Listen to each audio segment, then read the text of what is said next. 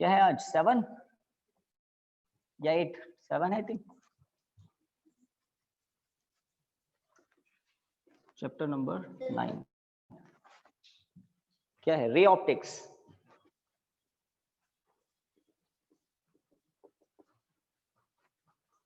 Okay, ray optics. Recording on? Recording on. तो chapter number 9 का start बहुत easy है। कुछ बातें 10th की है, उसी को थोड़ा सा डिटेल में पढ़ेंगे। जो फॉर्मूलाज आप 10th क्लास में पढ़ते हैं वो यहाँ पर हम डेराइव करते हैं। कुछ अच्छे न्यूमेरिकल्स हम करते हैं, है ना। देन रिफ्लेक्शन, रिफ्रैक्शन, इस तरह से हम आगे बढ़ेंगे। मिरर, लेंसेज, मिरर और लेंसेज की कॉम्बिनेशन से जो डिवाइस बनती है, इंस्ट्रूमेंट्स बनते हैं, ऑप्टिकल इंस्ट्रूमेंट्स, उनकी हम बात करते हैं इस चैप्टर में। तो चैप्टर सबसे लेंथी चैप्टर है, सबसे ज्यादा मार्क्स देने वाला chapter, chapter number 9। Either CBSE और आरबीएसई, दोनों में सारे टॉपिक सेम है। आरबीएसई में कुछ डिटेल में है ना, कुछ एक दो टॉपिक ज्यादा है, बाकी सब कुछ सेम।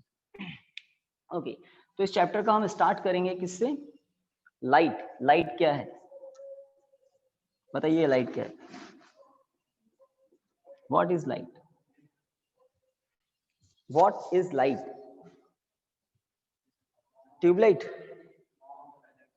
Form of energy. बस डेफिनेशन में कंप्लीट होती है ना बात। Which provides visibility. एक और बात, विजन। विजन मतलब अंदर वाला विजन। हाँ, तो काफी आप क्लोज तो पहुंच गए। पहली बात सही है, light is the form of energy. दूसरी बात भी ऑलमोस्ट सही है। तो light is the form of energy which makes the whole world visible for us, which makes the whole world visible for us, हमारे लिए, है ना। कुछ एनिमल्स होते हैं जो लाइट एनर्जी के अलावा एनर्जी को भी सेंस करते हैं, लाइक बैट्स, स्नेक्स। बहुत सारे ऐसे एनिमल्स होते हैं जो हीट को सेंस कर लेते हैं, अल्ट्रा वायलेट रेज को सेंस कर लेते हैं। हम रेड से वायलेट तक ही सेंस कर पाता। हमारा जो आई के अंदर रेटिना है, वो रेड कलर से वायलेट कलर तक की जो रेंज है, इलेक्ट्रोमैग्नेटिक वेव की रेंज है, उसको सेंस करता है हमारी आई का रेटिना। हमारा जो कैमरे होते हैं मोबाइल के, वो अगर आपके टीवी के पुराने रिमोट वगैरह हैं जिसमें एक एलईडी लगी होती है आगे, अगर आप बटन ऑन ऑफ करते हैं तो आईज से हमें कोई फ्लैश नहीं दिखता है। आप बटन ऑन ऑफ करो, कोई फ्लैश लाइट नहीं जलती है। बट कैमरा रिकॉर्डिंग ऑन रखकर आप ऑन ऑफ करो, कैमरे की स्क्रीन आपको दिखाएगी फ्लैश जनरेट हो रहा है। रीजन, जैसे ही बटन ऑन करते हैं इलेक्ट्रोमैग्नेटिक वेव निकलती है, वो हमारी आई सेंस नहीं कर पाती है, इसलिए नहीं दिख रहा है। एनर्जी तो निकल रही है, कैमरा सेंस कर लेता है। खैर, आपने सुना होगा ना, नाइट वीडियोग्राफी के लिए नाइट कैमरास भी होते हैं, वो हीट को सेंस करते हैं, हीट को भी सेंस करते हैं, ठीक है। और तो जो बॉडीज होती है उनसे इंफ्रारेड वेव्स निकलती है, ह्यूमन आई सेंस नहीं करती है, नाइट वीडियोग्राफी वाले नाइट कैमरा सेंस कर लेते हैं। तो लाइट क्या है, अब हम लाइट पर बात करेंगे, ठीक है। लाइट मतलब वायलेट से लेकर रेड कलर तक, ठीक है। तो लाइट क्या है? Light is the form of energy, first thing, which makes the whole world visible for us. Light rays किसी ऑब्जेक्ट पर इंसिडेंट करती है, उस ऑब्जेक्ट से रिफ्लेक्ट होकर हमारी आई पर आती है और हमें ऑब्जेक्ट दिखाई देता है। जैसे आप लोग घर पर बैठ के कुछ लोग है ना पढ़ रहे हैं, तो यहाँ पर लाइट रेज आ रही है, रिफ्लेक्ट होकर कैमरा पर जा रही है, लाइट रेज आ रही है, रिफ्लेक्ट होकर आपकी आईज पर आ रही है, सब कुछ जैसा है वैसा दिखाई दे रहा है। अगर ब्लैक की बात करें, ब्लैक, तो ब्लैक कहते हैं कोई कलर ही नहीं होता है। ब्लैक को हम कलर मानते हैं ना, ब्लैक मतलब कुछ नहीं। प्योर ब्लैक क्या होता है? अगर उस पर लाइट रेज इंसिडेंट कर रही है और वो जीरो कलर रिफ्लेक्ट कर रहा है तो ब्लैक। तो ब्लैक।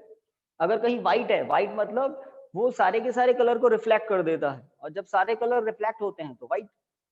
अगर जैसे रेड कलर है या मैरून है, जो भी है, इसका मतलब 7 कलर्स इस पर आ रहे हैं, उनमें से 6 को तो ये एब्जॉर्ब कर लेता है, और इसके एटम्स का कैरेक्टरिस्टिक्स है एक ही कलर एमिट कर रहे हैं, तो जैसा है वैसा दिख रहा है।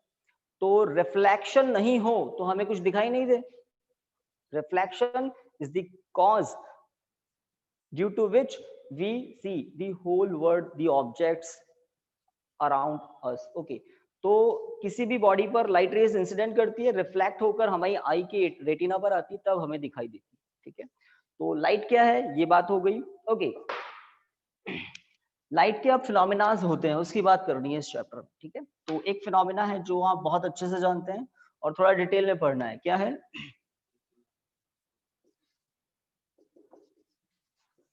Reflection, reflection of light. क्या होता है रिफ्लेक्शन?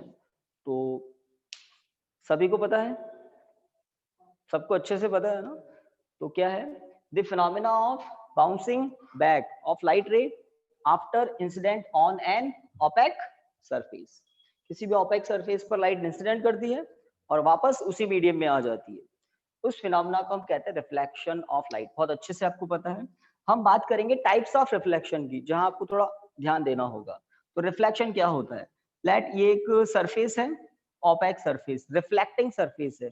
यहाँ पर कोई लाइट रे इंसिडेंट कर रही है, लाइट रे इंसिडेंट कर रही है और ये लाइट रे रिफ्लेक्ट हो रही है, सिंगल लाइट रे। ओके, जिस पॉइंट पर लाइट इंसिडेंट करती है उसको हम बोलते हैं point of incident, points of incident, और this is normal at the point of incident. Okay, incident ray, reflected ray, point of incidence, और ये है angle of incidence, this is angle of refraction, reflection. तो angle of incidence किसके बीच में होता है? Between normal and incident ray. Angle of reflection between normal and reflected ray. तो ये सब 10th की बातें हैं। रिफ्लेक्शन के लॉज की अगर हम बात करें, रिफ्लेक्शन की बात कर ली, the phenomena of bouncing back of light ray in the same medium after incident at an opaque surface. ठीक है, मीडियम चेंज नहीं होता है। लॉज ऑफ रिफ्लेक्शन की बात करें तो कौन कौन से हैं? एक आप कहते हैं angle I equal to angle R, दूसरा आप कहते हैं the incident ray, the reflected ray and normal at the point of incident all lies in same plane.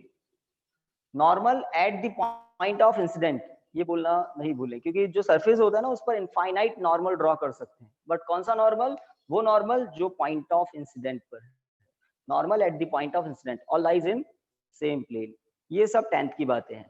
अब टाइप ऑफ रिफ्लेक्शन की बात करें तो how many types of reflection are there?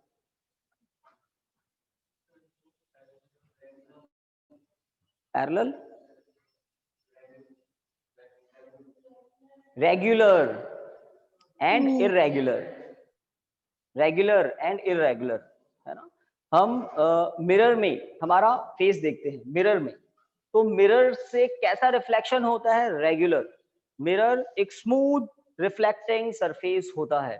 अगर स्मूथ रिफ्लेक्टिंग सरफेस है, rough नहीं है, smooth reflecting surface है, तो वहां से होता है रेगुलर रिफ्लेक्शन। और अगर रेगुलर रिफ्लेक्शन होता है तो हमें इमेजेस दिखाई देती है।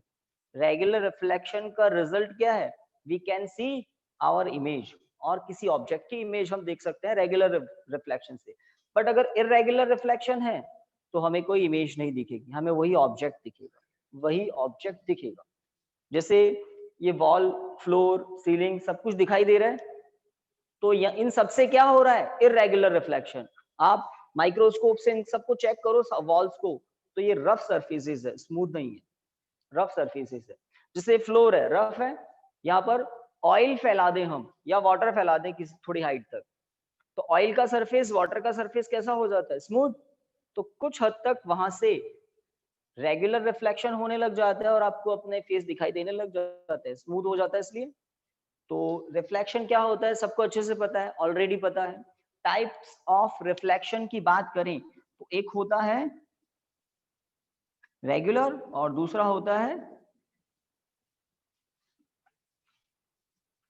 Irregular. Regular, irregular. Regular reflection का रिजल्ट क्या है? We can see regular, because of regular reflection images forms, images forms. Mirrors में हम हमारी इमेज देख पाते हैं बिकॉज ऑफ रेगुलर रिफ्लेक्शन, है ना? अब डायग्राम से बात को समझाता हूँ। थोड़ा सा इंट्रो तो दे दिया, अब डायग्राम से बात को समझना है। तो ये बहुत इजी स्टार्ट है चैप्टर की, चैप्टर में बहुत कुछ है। ओके, अगर एक सरफेस है और कैसा है? Smooth reflecting surface, smooth reflecting surface, ठीक है। तो स्मूथ रिफ्लेक्टिंग सरफेस से क्या होता है,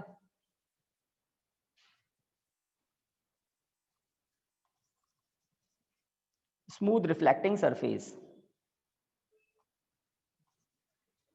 ओके। अगर कोई लाइट रे आ रही है, पैरेलल आ रही है, तो रिफ्लेक्शन के बाद भी वो पैरेलल ही जाएगी, पैरेलल आ रही है पैरेलल ही जाएगी। अगर कोई ऑब्जर्वर इनको यहां से देख रहा है, लेट ये कोई ऑब्जेक्ट है, ठीक है, ए बी ऐसे ही नेमिंग कर देता हूं, तो इस ऑब्जर्वर को ए बी की इमेज दिखाई देगी। How, you can see here how. तो हम इसको थोड़ा बैक इंक्रीज करते हैं, इसको भी थोड़ा बैक इंक्रीज करते हैं। तो जितना डिस्टेंस पर ऑब्जेक्ट है मिरर से, ठीक उतने ही डिस्टेंस पर आपको क्या दिखाई देगी, इमेज, इमेज दिखाई देगी। और एक और बात ध्यान दें, ए पॉइंट मिरर से थोड़ा ज्यादा डिस्टेंस पर है। ए पॉइंट को देखें, हेड, ऑब्जेक्ट पर इनफाइनाइट पॉइंट्स होते हैं। ऑब्जेक्ट की इमेज बनाने के लिए हम top most point bottom point को ले लेते हैं, बीच में सारे पॉइंट आई जाएंगे। इनफाइनाइट रेज होती है एक्चुअल में, अंडरस्टैंडिंग के लिए हम 1 2 3 ले लेते हैं, 2 ले लिया हमने यहाँ पर। तो ए पॉइंट की मिरर से डिस्टेंस ज्यादा है, तो इमेज में जो ए पॉइंट होगा वो भी ज्यादा डिस्टेंस पर होगा, ठीक है। बी पॉइंट थोड़ा सा मिरर से क्लोज है, डिस्टेंस दिखाई दे रही है, तो जो बी की ई डैश या ए डैश जो इमेजेस है इस तरह से। तो अगर स्मूथ रिफ्लेक्शन हो रहा है यहां से, तो आई इक्वल टू आर होगा। आई इक्वल टू आर तो हर जगह होता है, स्मूथ हो या स्मूथ नहीं हो, बट पैरेलल रेज वापस पैरेलल ही है, रिफ्लेक्शन के बाद भी पैरेलल ही है, इसका मतलब स्मूथ सरफेस है, रेगुलर रिफ्लेक्शन होगा, इमेजेस दिखाई देगी, इमेजेस दिखाई देगी। इररेगुलर में क्या होता है, this is for regular, okay. Irregular में क्या होता है, तो इररेगुलर में सरफेस स्मूथ नहीं होता है, स्मूथ नहीं होता है तो क्या होता है वो हम देखते हैं। लेट ये कोई सरफेस है, थोड़ा सा अनइवन है, बहुत ज्यादा भी हो सकता है। ये कोई लाइट रे यहां पर आ रही है, एक लाइट रे यहां पर आ रही है, ठीक है, इंसिडेंट लाइट रेज। अब बिकॉज सरफेस स्मूथ नहीं है, तो किसी पॉइंट पर जहां पर लाइट रे इंसिडेंट कर रही है, वहां पर जब आप नॉर्मल ड्रॉ करोगे, तो नॉर्मल तो उस पॉइंट पर नॉर्मल ही होगा, नॉर्मल तो उस पॉइंट पर नॉर्मल ही होगा। लेट दिस इज नॉर्मल, जिस एंगल से रे आ रही है उस एंगल से जाएगी, रिफ्लेक्शन का लॉ है। यहां पर अगर मैं नॉर्मल ड्रॉ करूं, तो नॉर्मल थोड़ा सा इधर इस डायरेक्शन में हो सकता है, तो जिस एंगल से आ रही है उसी एंगल से जाएगी। तो लाइट रेज आ तो पैरेलल रही थी, बट जाने की डायरेक्शन अगर आप देखें तो जाने की डायरेक्शन कुछ भी हो सकती है। वो तो इस पॉइंट पर आई है, अगर और किसी पॉइंट पर आती, लाइट रे यहाँ आती, देख रहे हैं सरफेस को थोड़ा सा, तो इसका नॉर्मल इस डायरेक्शन में होता, तो लाइट रे जाती भी इधर से, समझ रहे हैं। तो पैरेलल लाइट रेज आ रही है, बट जाने वाली रेज कैसी है पता नहीं, है ना, इररेगुलर रिफ्लेक्शन, इररेगुलर रिफ्लेक्शन। कुछ लोग बोल देते हैं इररेगुलर रिफ्लेक्शन में आई इक्वल टू आर नहीं होता, तो बेवकूफ है वो, आई इक्वल टू आर रिफ्लेक्शन में नहीं होता, कमाल हो गया। आई इक्वल टू आर तो लॉ है ना रिफ्लेक्शन का, तो गलत बात है वो। आई इक्वल टू आर तो हमेशा होता है, किसकी डायरेक्शन चेंज होती रहती है। ये जो मैं ड्रॉ कर रहा था ना, ये नॉर्मल है, ये पॉइंट ऑफ इंसिडेंट पर नॉर्मल। तो जब सरफेस ही अनइवन है, तो उसके डिफरेंट डिफरेंट पॉइंट पर normal different different, I equal to R तो होगा, बट पैरेलल रेज रिफ्लेक्शन के बाद पैरेलल नहीं रहती, आई इक्वल टू आर तो सबके लिए होता है, ठीक है। तो ये बातें समझने की थी। इररेगुलर रिफ्लेक्शन से इमेजेस बनती है क्या, फटाफट बोलो ना। इररेगुलर रिफ्लेक्शन से इमेजेस बनती है, नहीं बनती है। इररेगुलर रिफ्लेक्शन से कभी इमेजेस नहीं बनती, बट इररेगुलर रिफ्लेक्शन हो रहा है तो ऑब्जेक्ट तो दिखेगा, लाइट रेज मिलेगी ना, तो ऑब्जेक्ट जिस कलर का है उस कलर की लाइट रेज एमिट करेगा, बाकी कलर एब्जॉर्ब कर लेता है। ब्लैक कलर आप देखते हैं ना, धूप में रख दो ब्लैक कलर को, टेम्परेचर जल्दी बढ़ जाता है उसका, सारी एनर्जी को वो एब्जॉर्ब कर लेता है, रिफ्लेक्ट करता ही नहीं है, खुद का टेम्परेचर बढ़ जाता है। व्हाइट कलर कंपैरेटिवली कूल ही रहता है, सब कुछ रिफ्लेक्ट कर देता है। ओके, तो क्या क्या बात हो गई, स्टार्ट तो हमने कर लिया, लाइट क्या है बात हो गई, form of energy which makes the whole world visible for us, हमारे लिए, ठीक है। एनिमल्स के लिए भी होगा, बट हम तो हमारी बात करते हैं, डेफिनेशन हम ही लोग पढ़ते हैं, okay. Reflection of light, the phenomena of bouncing back of light in the same medium after incident on an opaque surface, not transparent, opaque surface. Okay, types of reflection, यहाँ थोड़ा ध्यान देना था, बच्चे गड़बड़ करते इसलिए। irregular, sorry, पहले regular फिर irregular, regular irregular, ठीक है। तो स्मूथ सरफेस है तो रेगुलर होगा, और अगर रफ सरफेस है तो रिफ्लेक्शन इरेगुलर होगा। आगे बढ़ सकते हैं, आगे बढ़ सकते हैं। तो अब आता है स्फेरिकल रिफ्लेक्टिंग सरफेस। प्लेन से तो हमने देख लिया क्या होता है। स्फेरिकल रिफ्लेक्टिंग सरफेस मतलब spherical mirror, concave mirror, convex mirror, तो उनकी बात कर लेते हैं। तो क्या होते हैं ये?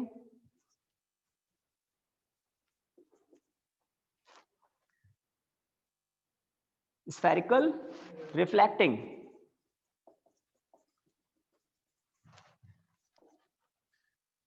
आप में से पता है किसी को? Spherical reflecting surface, spherical reflecting surface, अगर मैं किसी ट्रांसपेरेंट स्फीयर को लूं, समझ रहे हो ना, ट्रांसपेरेंट ग्लास स्फीयर, होलो होना चाहिए, पूरा बोल देता हूं, अ होलो ट्रांसपेरेंट ग्लास स्फीयर, अ होलो ट्रांसपेरेंट ग्लास स्फीयर, ले लिया उसको, ये लीजिए, बिल्कुल एक लाइक फुटबॉल है ना, बट ये ग्लास का है। अब ग्लास समझते हैं ना, ट्रांसपेरेंट होता है। बहुत से लोग बोलते हैं घर पे कि कांच में शक्ल देख लो, तो मैं तो हमेशा ऐसे लोगों को टोकता रहता हूँ। कांच मतलब ग्लास, ग्लास मतलब ट्रांसपेरेंट, और जिसमें देखते हैं वो होता है मिरर। मिरर ग्लास, समझ गए ना? तो ग्लास को यूज लेकर मिरर बना देते हैं, मिरर तो फिर मिरर है, ठीक है। ओके, तो ये अभी मैं कह रहा हूँ ग्लास, ट्रांसपेरेंट ग्लास का होलोस्फीयर है ये, ठीक है। इसके किसी एक तरफ सिल्वर पॉलिश कर दी जाती है, सिल्वर पॉलिश की जाती है। अगर हम यहाँ पर सिल्वर पॉलिश कर दें, और सिल्वर पॉलिश को, मेटेलिक होती है वो सिल्वर पॉलिश, उसको थोड़ा सा सेव करने के लिए किसी, है ना, दूसरे मटेरियल का और इस पर पॉलिश कर देते हैं, सिल्वर अंदर पैक हो जाता है। तो ग्लास है, ग्लास के ऊपर सिल्वर पॉलिश कर दी और किसी और दूसरे मटेरियल से और उसको पैक कर देते हैं, लाइक होती है ना ऑयल पेंटिंग। ओके, इस तरह से उस पर एक बार और पॉलिश कर दी जाती है। कुल मिलाकर ये जो पोर्शन है जहां तक पॉलिश की है, अगर हम इस पॉलिश किए हुए पार्ट को कट करके आउट कर लें, बाकी पोर्शन को हटा दें, ये लीजिए, इस बाकी पोर्शन को मैंने हटा दिया, जो डॉटेड पोर्शन है वो अब नहीं रहा। कौन सा है? ये जो पॉलिश्ड एरिया है ये है। तो जहां पॉलिश की है और पीछे एक ओपेक मटेरियल की एक और पॉलिश कर दी for protection, to protect the silver polish. तो ये जो सरफेस है, ये वाला जो सरफेस है, यहां पर अगर कोई लाइट रे इंसिडेंट होगी, उसका होगा रेगुलर रिफ्लेक्शन, उसका होगा रिफ्लेक्शन। रेगुलर तो हम नहीं गए, उसका होगा रिफ्लेक्शन। हो गया रिफ्लेक्शन, है ना। तो ये जो पोर्शन है एम डैश, इसको हम कहते हैं spherical reflecting surface. Spherical reflecting surface is of two types. How many? Two types. Which one? है ना, कॉनकेव, कॉन्वेक्स। ये कौन सा है? ये कॉनकेव है या कॉन्वेक्स है? ये कॉनकेव है, ये कॉनकेव है। एक्चुअल में स्फेरिकल मिरर जिस स्फीयर का पार्ट होता है, उस स्फीयर का सेंटर होता है centre of curvature. The spherical mirror is a portion of sphere. The center of the sphere is called center of curvature for this mirror, and midpoint of the mirror, m dash एक mirror है। कौन सा mirror है? Spherical mirror है। इस spherical mirror का भी centre क्या होता है? Pole of the mirror. छोटी छोटी बातें हैं, टर्मिनोलॉजी है। Pole of the mirror, C से पी तक का डिस्टेंस सी पी क्या होता है? R, radius of curvature. तीन बातें बताइए। सेंटर ऑफ कर्वेचर, एक्चुअल में स्फेरिकल मिरर किसी स्फीयर का पोर्शन होगा, जैसे आपने 11th में अगर स्फेरोमीटर को यूज लिया है, अगर आपको छोटा सा स्फेरिकल पोर्शन दे दे, उस स्फेरिकल पोर्शन को यूज लेकर आप क्या पता लगा लेते हैं, रेडियस ऑफ कर्वेचर, आर पता लगा लेते हैं। तो स्फेरिकल रिफ्लेक्टिंग सरफेस का जो रेडियस ऑफ कर्वेचर है वही उसका कैपिटल आर है, radius of curvature C. Centre of curvature क्या होता है, जिसका वो पोर्शन है, जिस स्फीयर का पोर्शन है मिरर, उसका सेंटर स्फीयर के लिए, सॉरी स्फेरिकल सरफेस के लिए क्या होता है, सेंटर ऑफ कर्वेचर। तीन बातें हुई, centre of curvature, pole and CP मतलब radius of curvature, radius of curvature. अगर हम एक और टाइप की बात करें, इस पोर्शन जो होलो ग्लास, होलो ट्रांसपेरेंट ग्लास एक है, पूरा स्फेरिकल है ये, तो होलो स्फेरिकल ट्रांसपेरेंट एक सरफेस है, उसके अगर हम अंदर पॉलिश कर दें, सिल्वर पॉलिश अंदर कर दें और इसको किसी ओपेक सरफेस, ओपेक मटेरियल से सेव कर दें, एक और पॉलिश कर दें, तो अब यहां से अगर लाइट रे आती है तो वो रिफ्लेक्ट होती है। This time the spherical surface m dash is called convex mirror. convex mirror और convex spherical surface, convex mirror in short इसको हम बोलते हैं convex mirror, ठीक है। जिस तरह से concave mirror के लिए CPR है, यहाँ पर भी है, this is C, this is R, this is P, pole, C center of curvature, R radius of curvature। तो कुल मिलाकर spherical surface क्या होते हैं, if the reflecting surface is the portion of a sphere, if the reflecting surface is the portion of a spherical surface, then it is called spherical mirror या spherical reflecting surface। तो spherical mirror क्या होते हैं, पहली बात spherical mirror के लिए काफी सारी टर्म्स हैं, उनमें से तीन हमने बात की है, सेंटर ऑफ कर्वेचर, क्योंकि spherical mirror किसी स्फीयर का पोर्शन रहा होगा, उस स्फीयर का सेंटर हमें पता है सी होता है। जो मिरर आपको दिख रहा है वो डिस्क शेप का ही होता है, स्फेरिकल मिरर। आपको ये तो साइड से दिखा है, अगर सामने से देखें तो आपको क्या दिखेगा, हम ला भी सकते हैं, लैब में रखा हुआ है, ओके, तो वो भी दिखाएंगे यहाँ पर लाकर। तो अगर स्फेरिकल मिरर को आप सामने से देखो, ये डिस्क शेप का होता है, उसका सेंटर क्या होता है, पोल, ठीक है। अब हम फोकस प्लेन दूसरी बातें करते हैं, फिर इमेज फॉर्मेशन और फिर relation between F and R, इतना काम आज हम करेंगे।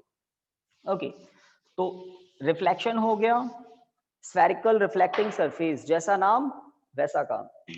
अब अगर हम किसी कॉनकेव स्फेरिकल मिरर को लेकर, तो अब ये कैसा दिख रहा है आपको, this is C, this is P, कौन सा मिरर है, concave, concave spherical mirror, okay, concave mirror है। अगर कोई पैरेलल रे इस पर इंसिडेंट करती है तो रिफ्लेक्शन के बाद प्रिंसिपल एक्सिस को ये जहां कट करती है, उस पॉइंट को हम कहते हैं focus point of the spherical mirror. तो एफ की डेफिनेशन बता सकते हैं कोई, स्फेरिकल मिरर के फोकस पॉइंट की डेफिनेशन क्या होती है? तो ये ऑलमोस्ट इम्पॉसिबल है आपके लिए, मैंने तो हाफ डेफिनेशन बताई है ना। बोलिए, जैसे आ जाए ना, defined focus point of a spherical mirror,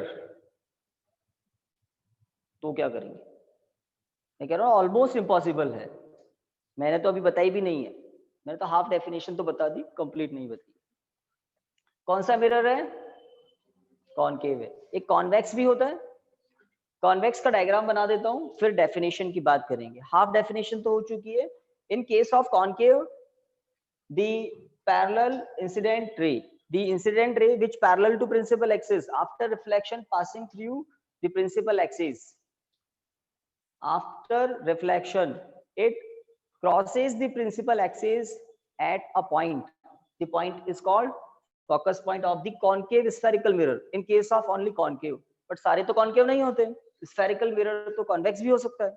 convex हुआ तो क्या होगा, देखिए अगर convex है तो ऐसा ही कुछ डायग्राम होना चाहिए, m dash convex, this is its principal axis, this is pole, okay, C कहाँ होता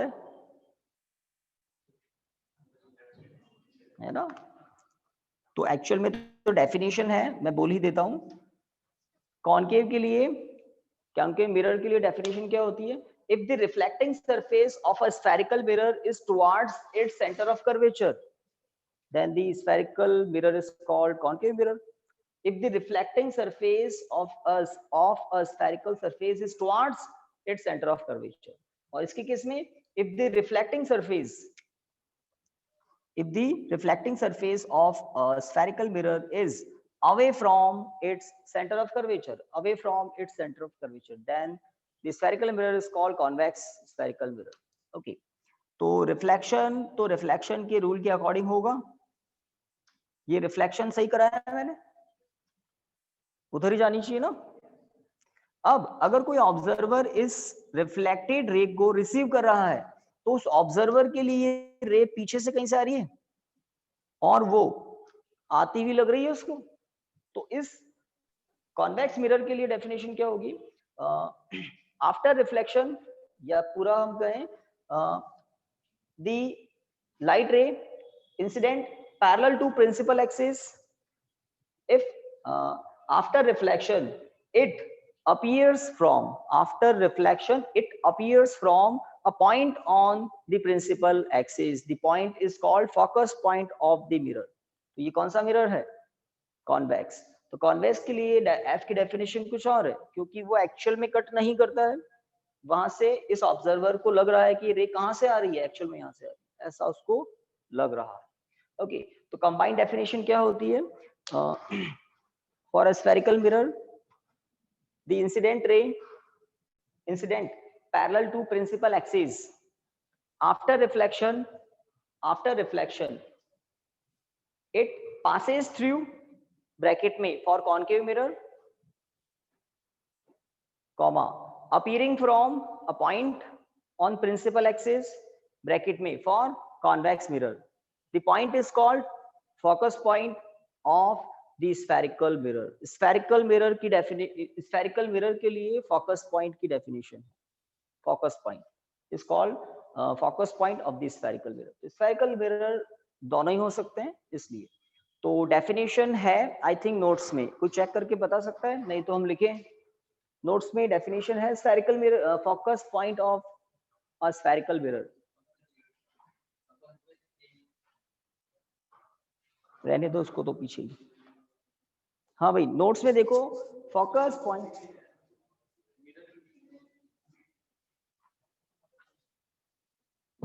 हाँ भाई नहीं तो लिख लें, जल्दी जल्दी देख के बताओ। स्फेरिकल मिरर के फोकस पॉइंट की डेफिनेशन है क्या? No sir. नहीं है ना? तो लिखिए, फिर लिखिए, हेडिंग लिख लो, focus point of a spherical mirror, focus point of a spherical mirror.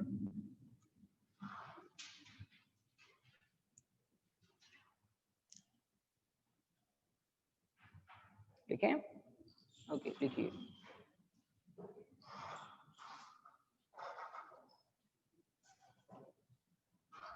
The light ray which incident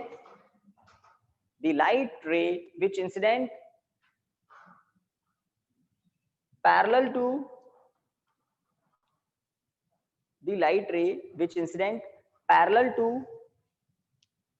the principal axis of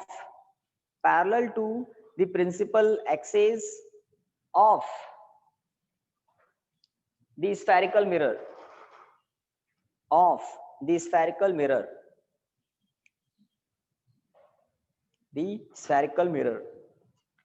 after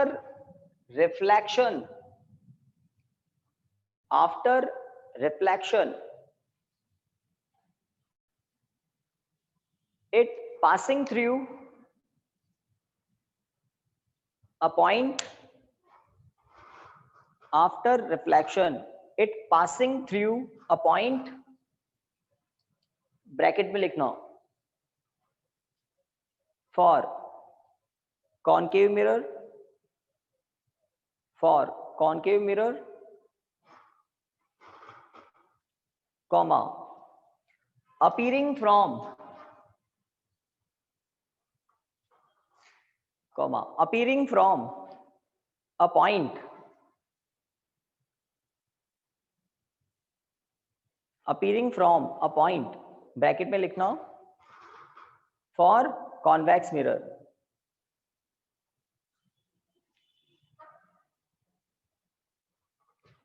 bracket close, of principal axis, of लिखें या ऑन लिखें, ये पॉइंट प्रिंसिपल एक्सिस का ही है ना, कोई दिक्कत नहीं, ऑफ प्रिंसिपल एक्सिस लिख दिया। The point is called, the point is called focus point of, the point is called focus point of the spherical mirror, full stop, focus point of the spherical mirror। अगर कभी individual convex mirror की definition पूछे तो concave वाला portion नहीं आएगा, है ना, अपीयरिंग फ्रॉम, और ओनली कॉनकेव की पूछे तो एक्चुअल में पास कर रही है। दोनों डायग्राम आपके सामने हैं, और ये जो डेफिनेशन है ये जनरल है, ना कॉनकेव ना convex, spherical reflecting surface, spherical mirror की है, स्फेरिकल मिरर की है, जनरल है। ओके, अब जब कैपिटल एफ की बात हो गई तो स्मॉल एफ की बात भी कर ली जाए। स्मॉल एफ मतलब फोकस, फोकल लेंथ हम इसको कह सकते हैं, फोकल लेंथ। फोकल लेंथ क्या होती है, तो पोल से फोकस पॉइंट का स्ट्रेट डिस्टेंस फोकल लेंथ होती है, पोल से फोकस पॉइंट का स्ट्रेट डिस्टेंस फोकल लेंथ होती है। तो फोकल लेंथ होती है, रेडियस ऑफ कर्वेचर भी एक लेंथ होती है। अब दो लेंथ और हम बात करेंगे, एक ऑब्जेक्ट डिस्टेंस और एक इमेज डिस्टेंस, और इमेज फॉर्मेशन की भी बात करेंगे। तो सी एफ पी ये सब दिखाई दे रहा है, और आपको एफ जो है वो सी और पी के बीच में कहीं दिखाई दे रहा है ना। आगे हम देखेंगे कि जो फोकल लेंथ है वो रेडियस ऑफ कर्वेचर की हाफ होती है। आपको सब कुछ पता है, पर उसको हम प्रूव भी करते हैं, और वो प्रूव आपके लिए बहुत इंपॉर्टेंट है।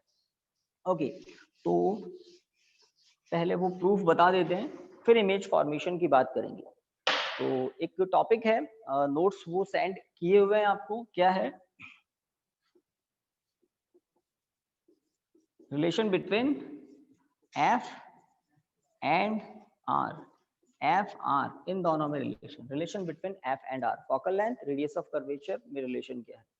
तो आपको पता है क्या रिलेशन है, F equal to R by two, ठीक है, यही है ना, आर इक्वल टू 2f, एक ही बात है। तो इन दोनों इस रिजल्ट को हम डेराइव कर सकते हैं दोनों स्फीयर्स के लिए। किसके लिए, कॉनकेव के लिए भी, कॉन्वेक्स के लिए भी। पहले कॉनकेव के लिए करेंगे, फिर कॉन्वेक्स के लिए आपको समझ में आ जाएगी। तो डायग्राम बहुत काम का है इसमें। अगर हम एक कॉनकेव मिरर लें, इसको मैं IMP लगा देता हूँ, अभी तक का जो भी डिस्कशन हुआ है उसमें सबसे इंपॉर्टेंट यही है। एक रेगुलर इरेगुलर की का नॉलेज होना चाहिए, 1 मार्क का क्वेश्चन कहीं बन सकता है, और ये 2-3 मार्क्स तक में फिट होता है।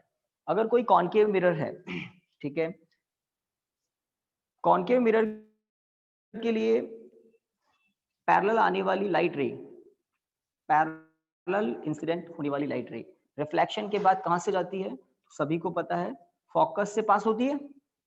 ओके, पॉइंट ऑफ इंसिडेंस की अगर मैं बात करूं, let Q point is the point of incident, ठीक है, पी इज द पोल। तो क्यू पॉइंट पर नॉर्मल ड्रॉ किया जाए, कहां पर किया जाए, नॉर्मल कहां ड्रॉ करते हैं, पॉइंट ऑफ इंसिडेंट पर। तो क्यू पॉइंट पर अगर मैं नॉर्मल ड्रॉ करूं,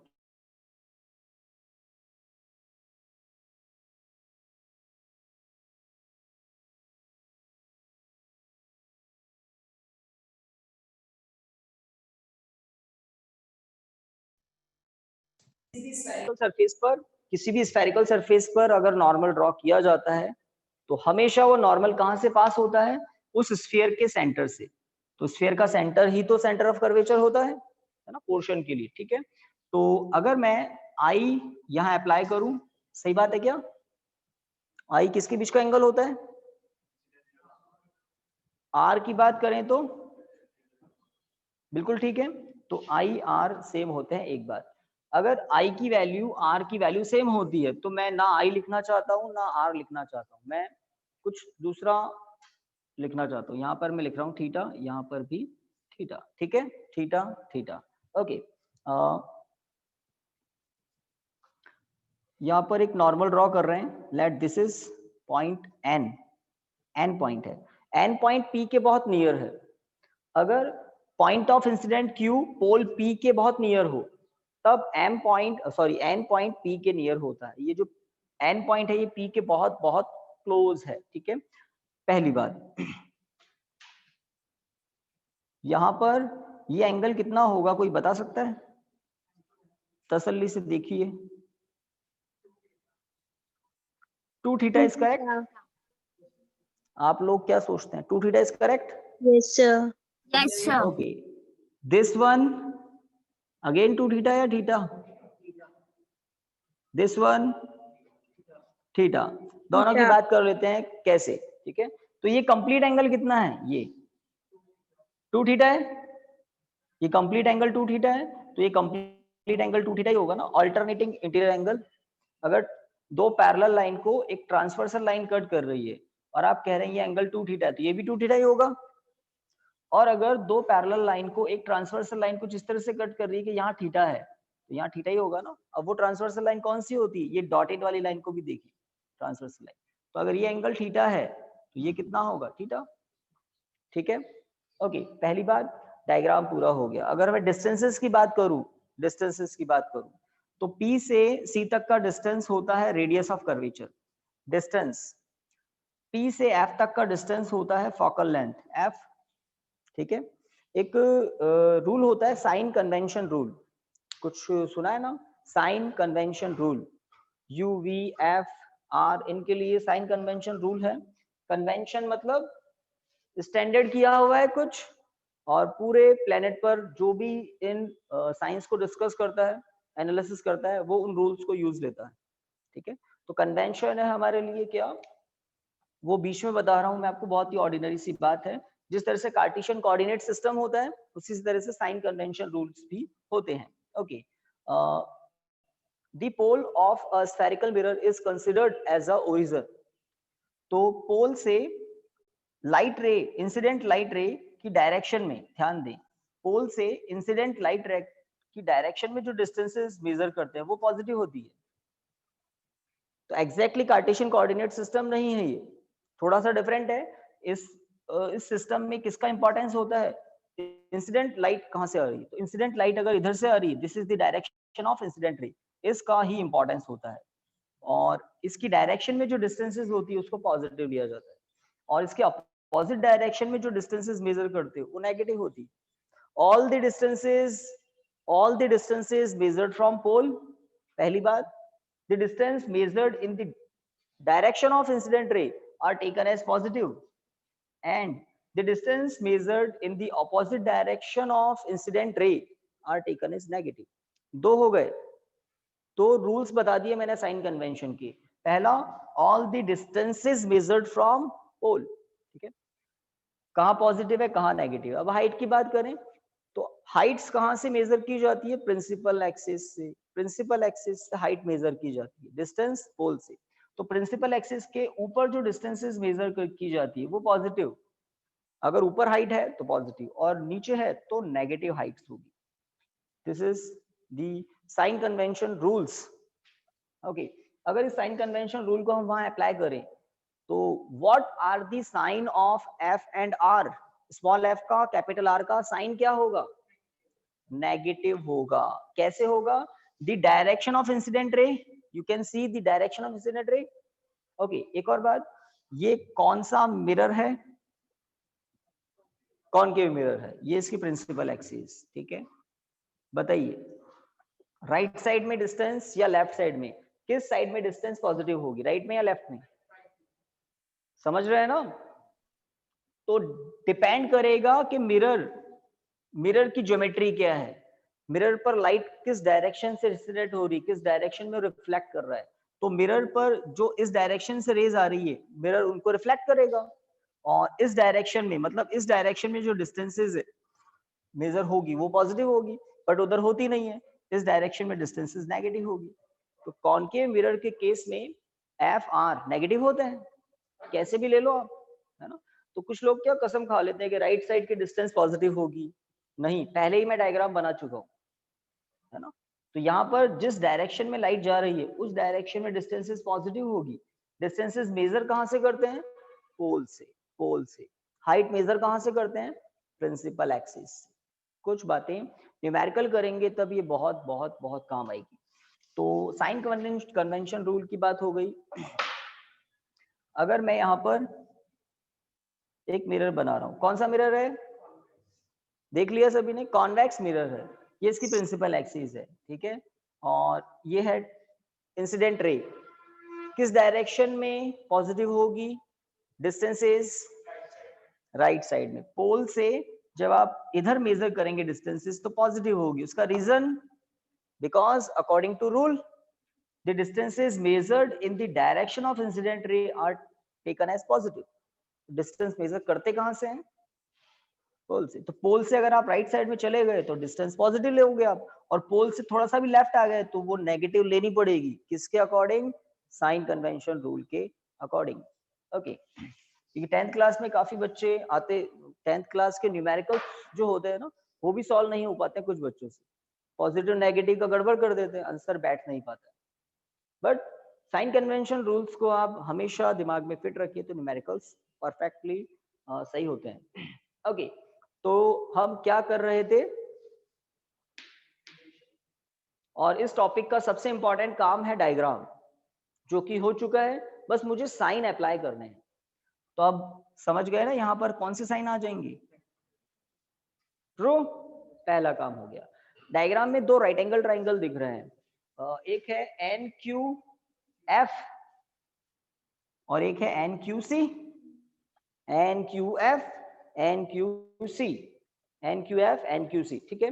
तो पहले NQF की बात कर लेते हैं। N triangle NQF, NQF sign, sign लें, साइन नहीं लेते हैं, चलिए tan ले लेते हैं। tan से आपको परपेंडिकुलर बेस मिल जाएगा, tan थीटा लेते हैं। तो tan 2 थीटा इक्वल टू क्या होगा? तो वो होगा QN अपॉन NF। देखो QN upon NF, QN upon NF, ठीक है। अगर Q पॉइंट P के नियर हो, अब इंपॉर्टेंट बात, if the point Q is very close two point P, then the point N becomes very close to point P। अगर Q N के पास, Q P के पास आएगा तो N भी P के पास आएगा। हाँ, एक और बात, अगर Q P के बहुत पास होगा तो ये एंगल्स जो है ना ये बहुत बहुत छोटे हो जाएंगे, है ना। तो जितने भी हम डेरिवेशन करेंगे इस चैप्टर में स्मॉल एंगल्स के लिए करेंगे। डायग्राम बनाने के लिए मैंने Q को बहुत दूर दिखाया है, बट फॉर्मूला फॉर्मुलेट करने के लिए हम थियोरेटिकली दिमाग में सोचेंगे क्या, और लिखते भी है, नोट्स में देखा होगा आपने। If the point Q is very close to point P, then the angle theta and the angle 2 theta becomes very small। और जब एंगल स्मॉल होता है तो आपको पता होना चाहिए tan 2 theta nearly equal to किसके होता है? 2 theta. tan theta nearly equal to theta होता है कब? जब एंगल स्मॉल है। तो ये बातें बहुत काम आएगी इसमें, ये बातें बहुत काम आएगी। और किसी को डिटेल में पूछना हो ना कि ये कैसे होता है तो पूछ सकता है। tan और sin के केस में ऐसा होता है, cos के केस में तो 1 हो जाता है। थीटा अगर बहुत स्मॉल है तो tan theta nearly equal to 1 होता है, but sin theta tan theta nearly equal to theta होते हैं। एक बात तो हम लिख सकते हैं 2 theta equal to NQ upon NF, ठीक बात, ठीक है। जब हम कह रहे हैं कि एंगल स्मॉल है, Q P के नियर है, तो N भी तो P के नियर होगा। तो ये जो NF है ना, N capital F, N capital F, ये N capital F nearly equal to किसके होगा? NF, NF nearly equal to किसके होगा? Focal length. अगर P के बहुत नियर है, N पॉइंट P के बहुत नियर है, तो नेक्स्ट लाइन में आप लिख सकते हैं 2 theta equal to NQ upon F with negative sign, with negative sign. Equation 1 with negative sign. अगर एक ट्राइंगल को देख लिया तो ऐसा का ऐसा काम हम कुछ एक और ट्राइंगल में करेंगे, जो अभी हम बात कर रहे थे, triangle NQC, triangle NQC, in triangle NQC। हो सकता है नोट्स में नेमिंग कुछ और हो, कोई फर्क नहीं पड़ता, कॉन्सेप्ट पर ध्यान दें। डायग्राम के बाद इन दो राइट एंगल ट्राइंगल से आपको दो इक्वेशन बनानी है और काम कंप्लीट करना है। तो इक्वेशन 1 के बाद अब इस ट्राइंगल को देखें तो tan थीटा क्या होगा इसमें, देख पा रहे हैं? ठीक है, tan थीटा इस ट्राइंगल में होगा NQ upon perpendicular upon base, सही है? बिल्कुल Yes, ठीक sir. है, बिल्कुल ठीक है। बिकॉज हमने कहा है पहले भी और वापस कह रहे हैं, Q पॉइंट P के बहुत नियर है, एंगल थीटा बहुत स्मॉल है, तो tan थीटा क्या होगा, नियरली इक्वल टू थीटा। एक बात, N पॉइंट P के बहुत नियर है, तो NC नियरली इक्वल टू क्या होगा, R radius of curvature with sign लिखा है, इक्वेशन नंबर 2। इक्वेशन 2 को यूज लेना है 1 में, तो फर्स्ट इक्वेशन में थीटा है कहीं, थीटा है ना, 2 को तो छोड़ो, थीटा है ना, इस थीटा के प्लेस पर आपको क्या लिखना है, NQ अपॉन माइनस आर। तो देखिए 2 into NQ upon minus R, तो गाइस देखो आ जाएगा ना ये वाला result, R equal to 2F आ जाएगा, एक ही बात है, माइनस से माइनस कैंसिल, NQ से NQ कैंसिल, माइनस से माइनस कैंसिल, NQ से NQ कैंसिल, बिल्कुल सही है, क्रॉस मल्टीप्लाई करो, R इक्वल टू 2F मिलेगा, F इक्वल टू R/2 मिलेगा। तो किसी भी स्फेरिकल मिरर के लिए ये बात हमेशा सही है, कौन सी बात, कैपिटल F C और P के बीच में ही होता है, इसका मतलब यही है, कैपिटल F C और P के बीच में ही होता है। हमने डेरिवेशन किया किस स्फेरिकल मिरर को लेकर, कॉनकेव को लेकर, कॉनकेव को लेकर। अगर कॉन्वेक्स को लेकर करना हो तो एग्जाम में आ जाए, prove R equal to 2F for a convex spherical mirror, तो क्या होगा, टाइम हो गया दिखता है ना, तो क्या होगा उसका डायग्राम कल मैं बताकर आपको बताऊंगा। और हम मिरर इक्वेशन डेराइव करेंगे, 1 upon F equal to 1 upon V plus 1 upon U, इसके भी डेरिवेशन हम करेंगे, इसके साथ मिरर सॉरी रिफ्लेक्शन कंप्लीट होगा, ठीक है। तो कल आगे बढ़ता, थैंक यू स्टूडेंट्स। ये दो कौन है, 11th वाले आने लग गए, कैंसिल करो उसको, thank you. Thank you, sir.